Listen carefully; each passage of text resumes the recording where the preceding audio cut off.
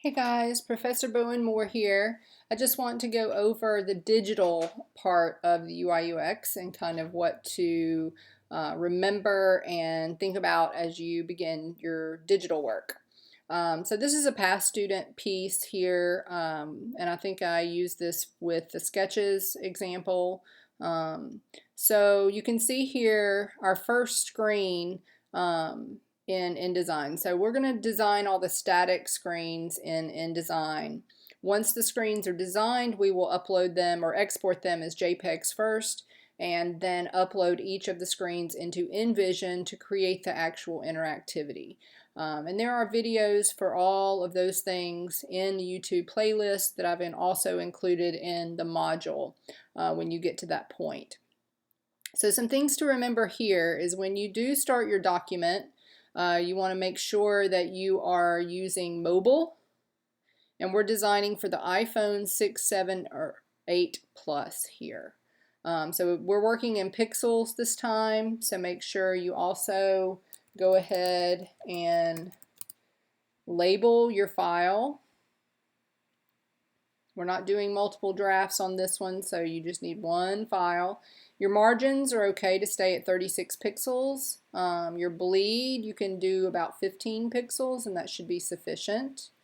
And, you know, how many pages you will need is up to you. So you can start out with maybe 5 pages or screens, and if you need to add more, you can. So your page will kind of look like this, back to back. Okay, so if you need to add more pages or delete a page or move a page, you can always go to layout pages and you've got those options there. Okay, so something to remember about the initial first page. So this is going to act as the loading page in InVision. So it's basically a page of a phone screen, an iPhone screen with your icon or widget in place. So in this case, he designed this in Illustrator first. And in Illustrator, we put the actual square in one layer and the logo in another, because he's going to use this logo again in the layout, but without the square behind it. So you want to be able to save a version of that file without the square visible. Okay. So what he did here was he just screenshotted his own iPhone, or you can it's going to be hard to find an iPhone with widgets in place online, as Apple has a lot of that trademarked for security reasons. So you can just screenshot your own iPhone. If you have over like an iPhone 10 or something like that, it's going to be a little bit long for this layout. So expect that it's going to be a little longer and narrower than this. If you have a friend or an acquaintance that has one, you can get them to screenshot and send it to you if you need to. But you're going to put that in place. Now, we're not bleeding this image. We're going to keep this image with meeting the text margins on the page. If we were to bleed this image, we're going to cut off things that are really important and at the top and the bottom. So what you want to do is keep the image of the phone screen inside the page. So what we did was we created a background color to go behind that. And you can either do white or black or gunmetal. You know, it'll give you a choice in InVision to choose the color of your phone. So this is black here, as you can see. Notice the image is a little up from the text margin at the bottom of the page. That's okay. It's going to be a little short, but that is okay. And so what he did was he placed his icon as a low res. So if you notice the links here, we're not working in high res for the app. So we're going to be working with PNGs or JPEGs, low res, 72 ppi. So he is incorporating a raster version of his logo here. You can do an AI file but as a vector, but it will be a bigger file. And the bigger the file on a website or a mobile app, the longer it takes to load anything. It just kind of makes everything slower. So that's the reasoning behind, one of the reasonings behind using low res images for web and mobile. And he aligned it with the other widgets on the page. We are using a perfect square here with rounded corners. You want your logo to fit nicely on the widget square. And we're going to label the app underneath. So to match the color and the type, we're just using something similar. You could use Arial, Helvetica New. Either one of those has about the same X height as what's being used on the iPhone here. And you can zoom in and get your eyedropper tool and get the gray color that's being used with the other type. It's not a perfect white there. Okay, so as we move forward, we've got now our home page view like we saw in the sketches. So here's our main feature at the top and first. And we've got our other made-up stories that would be in this issue. These relate to the cover lines, the other cover lines on the print cover of the magazine. We have our secondary menu. One thing he should have added here is a search or a way to search. So our third screen is going to be a duplicate of that primary navigation page, but we're going to include the pop-down menu for if we were to click on the hamburger stack or the secondary menu option. Then we go on and we have the feature article. So we have a back, we have the name of the article, we have the logo here in case we want to get back to the home page. Again, probably want to include a search there. So all of these photos in this article came from the same source. So he's got his opening image here, and he's got the byline, and he's got the, the deck here, which is kind of the kicker to the story. He's got the byline and photo credit, and here's the article with the drop cap.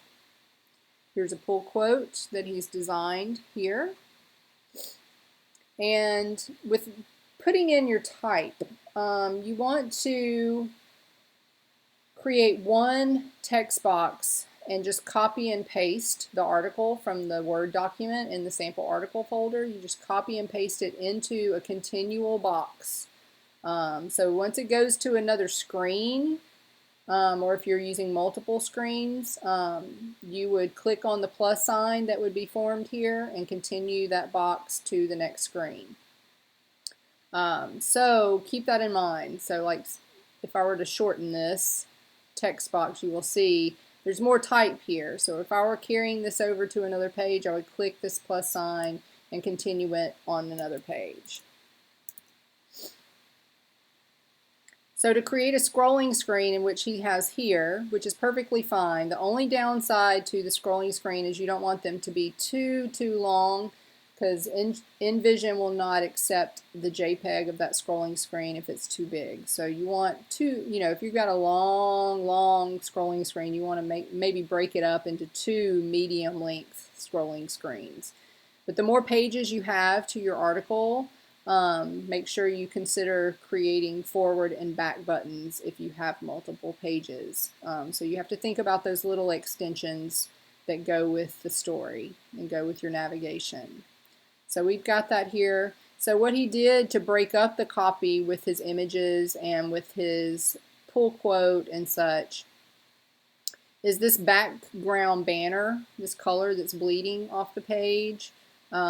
He made that have a text wrap. So if we eliminate that text wrap on this background, well, if it'll let me.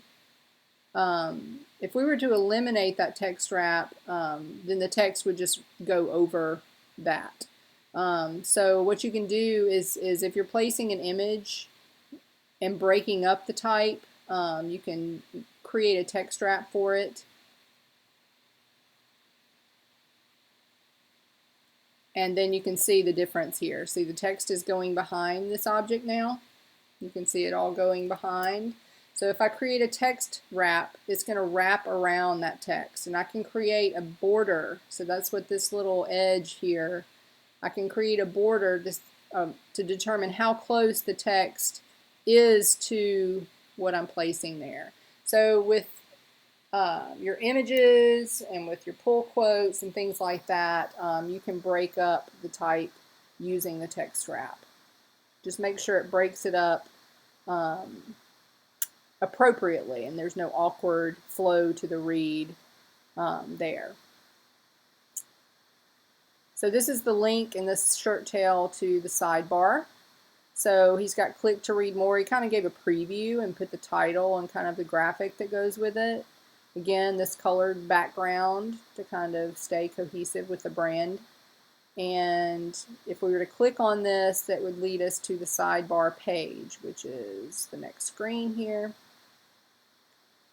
So here's the sidebar story. He included an image. And the thing with the images is if I click inside of this frame here, you can see the image is much bigger than this frame. So with the phone, we're working with a very, a long, narrow screen. So your images, make sure you are scaling them proportionally. So if they go across the entire page, expect the image to be a lot bigger than the frame that you're creating for it. So make sure you put the part of that image inside the frame and make it work as its own composition and make it work well within the area that's visible. So this image is a lot bigger than this frame. You can see the boundaries come way down here. So you can kind of play around with how that's being positioned in the viewable area. And he also text wrapped this so the copy breaks up around it. And we can get back to the story, or we can click on the icon here to get back to the home page. Again, a search would be nice on this layout. Okay, so you're creating the static screens here. And all the images will need photo credits. So again, if all of them came from the same place, then you can just source it once with your byline at the beginning. But make sure you source any photos that you used in your rationale as well. Okay. Now to create a scrolling screen, let me get to the article here. I'll just use this. So if I wanted to make, say, this screen scrolling, I'm going to go to the Page tool, and you'll see these little boundaries and anchor points show up on that page.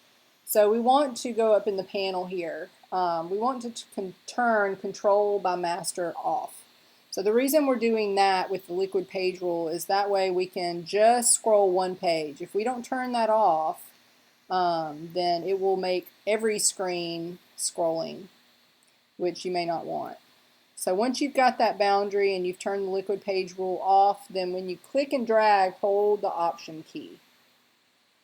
So it's going to look like you're going over another screen, but you can kind of determine how long you want it to be. So let go of the mouse or your trackpad first before letting go of the Option key.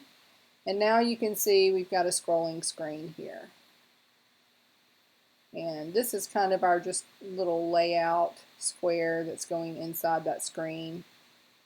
So we'll extend that down as well. So that's a pretty good length scrolling screen right there. If you need more room, you can once again go back to the Page tool, hold the Option key, make it shorter if you need to, or make it longer if you need to.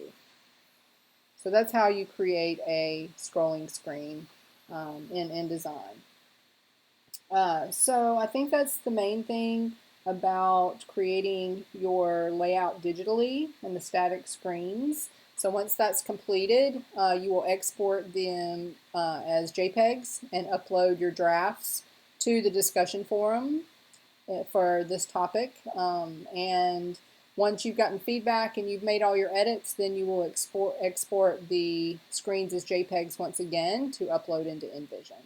And again, you can watch the videos for the InVision part and creating the hotspots there for the interactivity. Okay? If you have any questions, please let me know. Otherwise, good luck and can't wait to look at your layouts.